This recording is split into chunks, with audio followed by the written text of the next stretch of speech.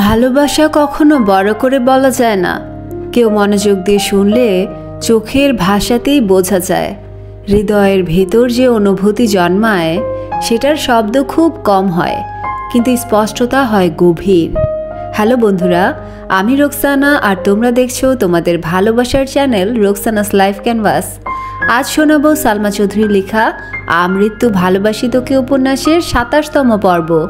চলো মনটা একটু নরম করে শব্দকে অনুভূতির মতো করে শুরু করি আজকের অধ্যায়। পর্ব নাম্বার ২৭। হাবিজাবি অনেক চিন্তা মেঘের মাথায় ঘুরছে। হঠাৎ মনে হলো, আচ্ছা আমার নাম তো মাহদিবা, দিবা নাম তো ডি দিয়ে শুরু, তাহলে কি আমি? কিন্তু এই জীবনে আবির ভাইয়ের সাথে আমার কখনো সুসম্পর্ক ছিল বলে তো আমার মনে হয় না। তাহলে বোধহয় আমি না, অন্য কেউ। সব কিছু ভালোই থাকে, কিন্তু জান্নাত আপু বা আবির ভাইয়ের জীবনে অন্য কেউ আছে এটা ভাবলেই যেন মাথা গরম হয়ে যায় মেঘের। তার সাথে ওই ছেলের ঘটনার কাণ্ড তো মাথায় আছেই। মেঘ চেয়ারে বসে কফিটা কোনো রকমে খেলো। মাথা ব্যথার জন্য কিছুই ভালো লাগছে না। বেশি কান্না করেছে, যার ফলে মাথা ব্যথাটাও অনেক বেশি হচ্ছে। কফিটা শেষ করে মেঘ টেবিলের ওপর মাথা রেখে চোখ বন্ধ করে বসে আছে। ঘণ্টাখানেক পর আবির এসে ডাকছে, মেঘ। মেঘ দ্রুত গিয়ে দরজা খুলে আবার চেয়ারে বসে পড়ল। মাথা ব্যথার জন্য বসে থাকতে পারছে না, পুনরায় টেবিলে মাথা রেখেছে। আবির রুমে ঢুকে কপাল কুঁচকে তাকালো। টেবিলের উপর সব খাবারই পড়ে আছে, শুধু কফিটাই খেয়েছে। মেঘের কাছে গিয়ে ঠান্ডা কণ্ঠে শুধালো, মাথা ব্যথা করছে? মেঘ ওভাবেই উত্তর দিল, হ্যাঁ। আবির মেঘের দিকে তাকিয়ে ভারী কণ্ঠে শুধালো, খাসনি কেন কিছু? মেঘ মুখ তুলে তাকালো, তারপর মন খারাপ করে উত্তর দিল, খেতে ইচ্ছে করছে না। মেঘ পুনরায় প্রশ্ন করল, আমরা বাসায় যাব না? আবির গম্ভীর কণ্ঠে বলল, এই যে খাবার দিয়ে গেলাম কিছুই খাসনি, বাসায় গিয়ে তো খাবি না, তাই তোকে খাইয়ে তারপর দিয়ে আসবো। আবির পিএসকে ডেকে এক প্যাকেট কাচ্চি আর ঔষধ আনতে বলেছে। আবির ফোন বের করে মামনিকে কল দিল। হালিমা খান কল রিসিভ করতে আবির সালাম দিল। হালিমা খান সালামের উত্তর দিয়ে স্বাভাবিক কণ্ঠে শুধালো, কিরে এ সময় কল দিলি যে, কোনো দরকার? আবির ঠান্ডা কণ্ঠে বলল, মেঘ আমার অফিসে আছে, এটা জানানোর জন্য তোমাকে কল দিয়েছি। গাড়ি জ্যামে আটকে ছিল, তাই আমি গিয়ে নিয়ে আসছি। আমার একটু কাজ আছে, শেষ করে ওকে নিয়ে বাসায় ফিরবো। আর আঙ্কেলকে বলেছি গাড়ি নিয়ে বাসায় চলে যেতে। একসাথে কথাগুলো বলে তারপর থামলো। হালিমা খান হাসি মুখে উত্তর দিলেন, আচ্ছা ঠিক আছে, মেঘ জ্বালালে মাথা গরম করিস না বাবা, কাজ শেষ করে চলে আসিস। আবির মৃদু হেসে বলল, সমস্যা নাই, তুমি চিন্তা করো না।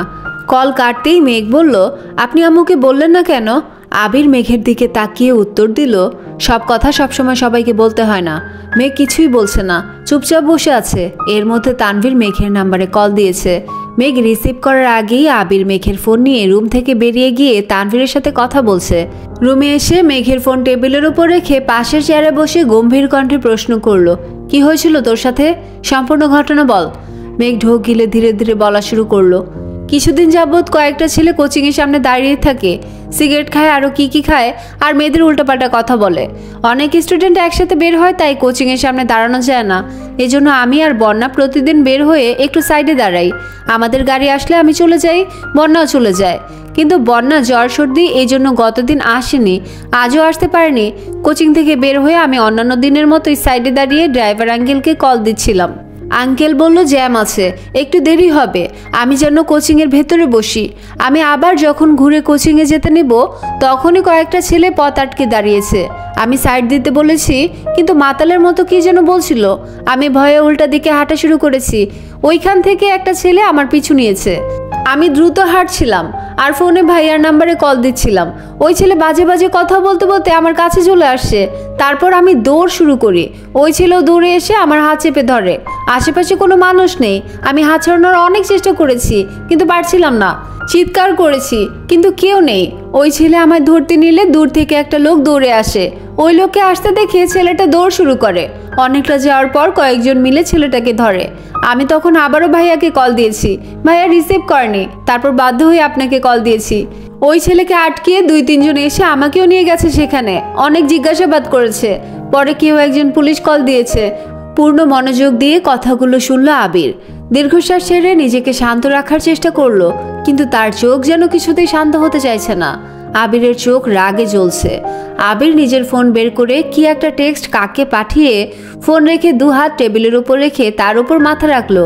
তার এই রুদ্রমূর্তি ধারণকৃত রূপ কোনোভাবেই যেন মেঘ না দেখে, তাই নিজেকে আড়াল করার চেষ্টা করছে।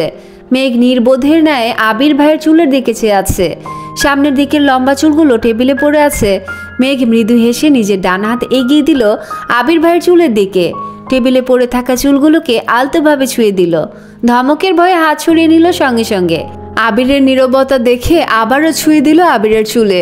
মেঘের এমন কাণ্ডে আবিরের লুকোনো রাগান্বিত মুখমণ্ডলে আকস্মিক হাসি ফুটে উঠেছে। ক্ষণিকের ব্যবধানে আবিরের রাগে অভিব্যক্তি বদলে গেছে। মেঘ কিছুক্ষণ আবিরের চুল নিয়ে দুষ্টুমি করে, চুল ছেড়ে স্বাভাবিক হয়ে বসলো। তারপর শীতল কণ্ঠে ডাকলো, আবির ভাই। সহসা সেই চিরচেনা সুমধুর কণ্ঠে উত্তর আসলো, মেঘ কয়েক সেকেন্ড এই ডাক শুনে মুগ্ধ হয়ে রইল। তারপর ঢোক গিলে ভয়ে ভয়ে প্রশ্ন করলো, দেয়ালে যে ডি লেখা, ডি দিয়ে কার নাম? আবির মাথা তুলে ভ্রুকুচকে মেঘের দিকে চেয়ে নিরুদ্দিক কণ্ঠে বলল, হবে কোনো এক ঢঙ্গি। আবির কথা ঘুরানোর জন্য শক্ত কণ্ঠে বলা শুরু করলো, আজকের পর থেকে তোর কোনো ধরনের সমস্যা হলে বা যদি মনে হয় সমস্যা হতে পারে, সঙ্গে সঙ্গে আমায় কল দিবি। তানভীর ব্যস্ত থাকে, চাইলেও সব কিছু ম্যানেজ করতে পারে না, তাই তানভীরকে কল দেওয়ার আগে আমায় কল দিবি। আর কোচিংয়ে আপাতত তোর যেতে হবে না। কোচিংয়ে গেলে কেউ কিছু বলবে বা খারাপ আচরণ করবে তার জন্য নয়। তুই চাইলে ওইখানের সব কয়টা ছেলে এখনই তোর পায়ে ধরে মাফ চাইবে, আর কোনোদিন কোচিংয়ের আশেপাশেও আসবে না। কিন্তু সমস্যা হচ্ছে, তুই তো এই বিষয়টা স্বাভাবিকভাবে নিতে পারবি না। তুই কোচিংয়ে যেতে আসতে ভয় পাবি। আমি চাই না আজে বাজে প্রেশার নিয়ে নিজের মাথাটা হ্যাং করে রাখিস। তার থেকে কোচিংয়ের রুটিন অনুসারে পড়বি। আমি প্রশ্ন নিয়ে আসবো, জান্নাত তোর পরীক্ষা নিবে। দরকার হলে জান্নাত 3 ঘন্টা সময় নিয়ে পড়াবে তোকে। মেঘ আস্তে করে বলল, বেশি রাত হলে জান্নাত আপু কিভাবে যাবে? আবির কপাল কুঁচকে তাকালো, গম্ভীর কণ্ঠে উত্তর দিল, জান্নাতের চিন্তা তোর করতে হবে না, আগে নিজে চিন্তা কর। এর মধ্যে পিএস খাবার আর ঔষধ নিয়ে আসছে। মেয়েকে খেতে দিয়ে আবির অফিসের বাকি কাজগুলো দ্রুত শেষ করছে। রাকিব আর রাসেলের সাথেও কথা বলে আসছে। পিএস ছেলেটা এক ফাঁকে আবিরের কাছে মাফও চেয়েছে। আবির সারাদিন যাবতই রাগে ফুঁসছে। অফিসের সবার সাথেই হুটহাট রাগ দেখাচ্ছে, নিজের রাগ কন্ট্রোল করতে পারছে না। কয়েকবার চোখে মুখে পানিও দিয়েছে, তাতেও কাজ হচ্ছে না। মেঘ খাচ্ছে আর বিড়বিড় করে বলছে, আপনার জান্নাত আপুর প্রতি কেয়ারটা খুব তাড়াতাড়ি সরাতে হবে। কোথাও চান্স পেলেই জান্নাত আপুর কাছে আর পড়বো না। তারপর আপনার কেয়ারও কমে যাবে। ধীরে ধীরে আমি নিজেই আপনার প্রেমিকা হয়ে যাব। কথাগুলো বলতে বলতে মেঘে ঠোঁটে সহসা হাসি ফুটে উঠেছে। কাজ শেষ করে নিজের রুমে এসে মেঘকে হাসতে দেখে আবিরের সব রাগ নিমিষেই মিলিয়ে গেল।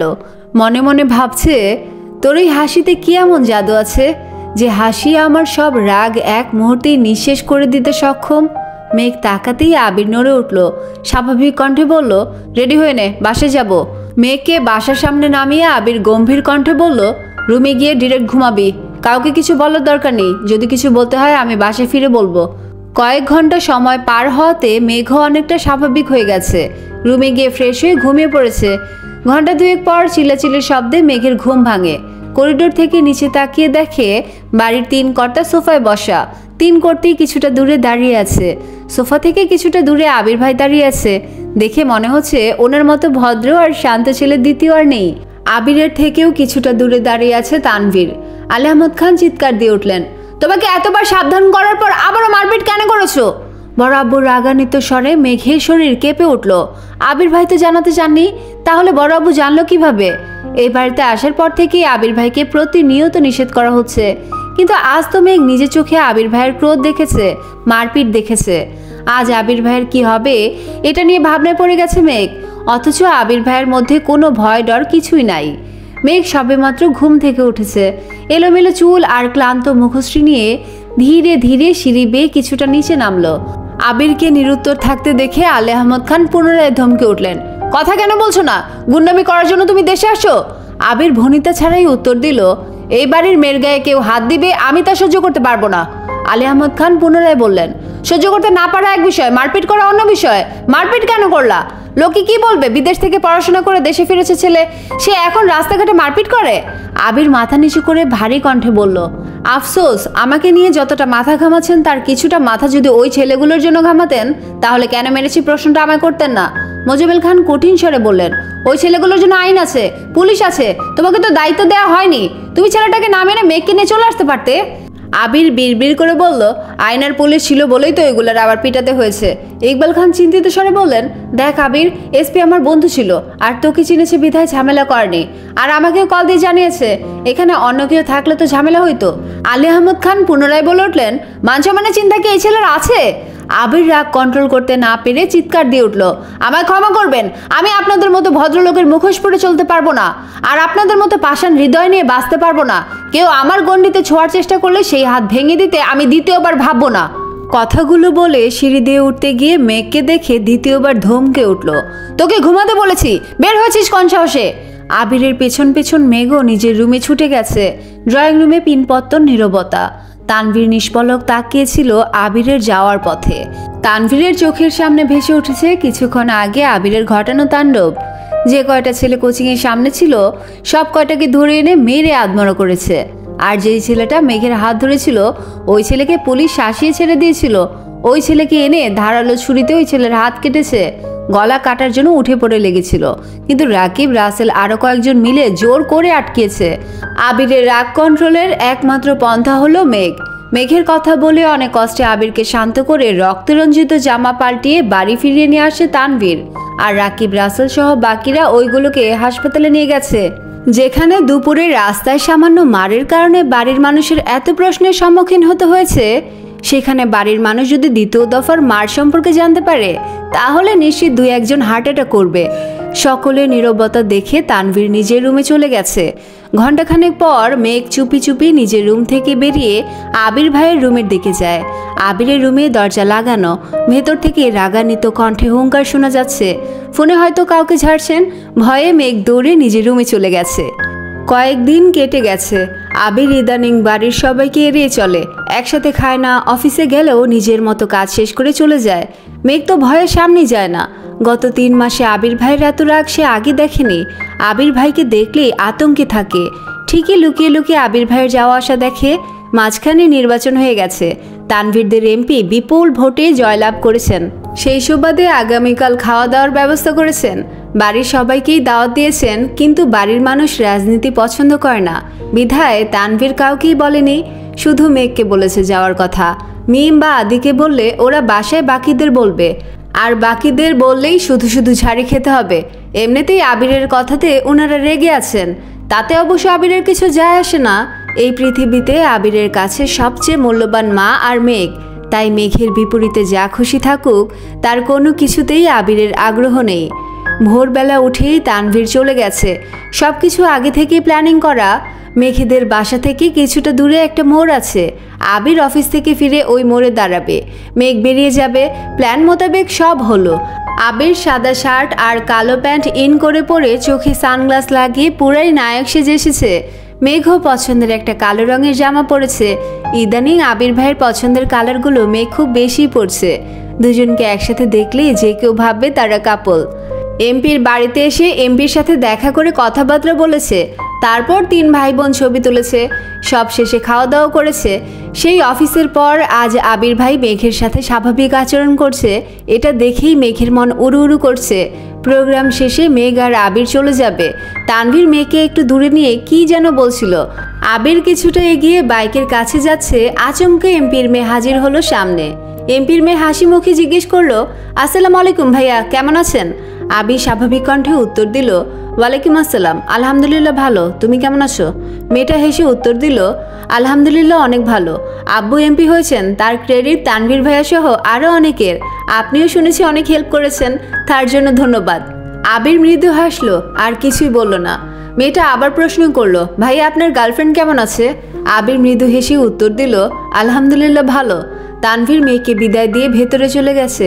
মেঘ আবির ভাইয়ের দিকে তাকাতেই চোখে পড়লো একটা সুন্দরী মেয়ে আবির ভাইয়ের সাথে কথা বলছে। ভালোভাবে দেখতেই মনে পড়লো আবির ভাইয়ের ফোন থেকে ব্লক করা সেই মেয়েটা, মানে এমপির মেয়ে। আবির ভাইয়ের সাথে কথা বলছে দেখে মেঘের মেজাজ খারাপ হয়ে যাচ্ছে। এক প্রকার দৌড়ে মেঘ আবির ভাইয়ের পাশে গিয়ে দাঁড়ালো। মেয়েটা মেঘের দিকে তাকিয়ে মুখ গোমরা করে ফেললো। ঠান্ডা কণ্ঠে শুধালো, উনি কি আপনার গার্লফ্রেন্ড? এমপির মেয়ের এমন প্রশ্নে মেঘ ভ্যাবাচেকা খেলো। তীব্র উৎসাহ নিয়ে তাকিয়েছে আবির ভাইয়ের চোখে মুখে। এ যেন আবির ভাইয়ের মনের কথা জানার বিশাল সুযোগ। এই সুযোগ সে হাতছাড়া করতে চায় না। মেঘ বৃহৎ নয়নে চেয়ে আছে আবির ভাইয়ের চোখে মুখে, নিরীক্ষণ করছে। আবির ভাই চোখের ইশারায় কিছু বললে সেটাও আজ বুঝে নিবে অষ্টাদশী।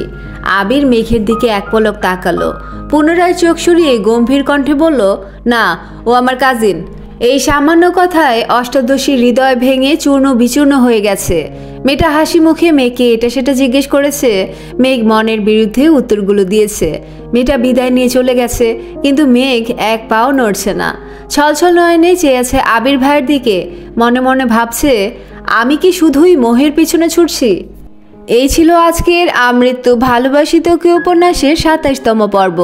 কিছু অনুভূতি আছে যেগুলো লুকিয়েও লুকোনো যায় না, আবার প্রকাশ করলেও পুরোটা বলা যায় না। যদি আজকের পর্বটি ভালো লেগে থাকে তাহলে অবশ্যই লাইক, কমেন্ট, শেয়ার আর সাবস্ক্রাইব করে রেখো। আজকে বিদায় নিলাম, আগামীকাল আবার নতুন আবেগ নিয়ে ফিরবো। ততক্ষণ পর্যন্ত ভালো থেকো, সুস্থ থেকো, গল্পে থেকো। আল্লাহ হাফেজ।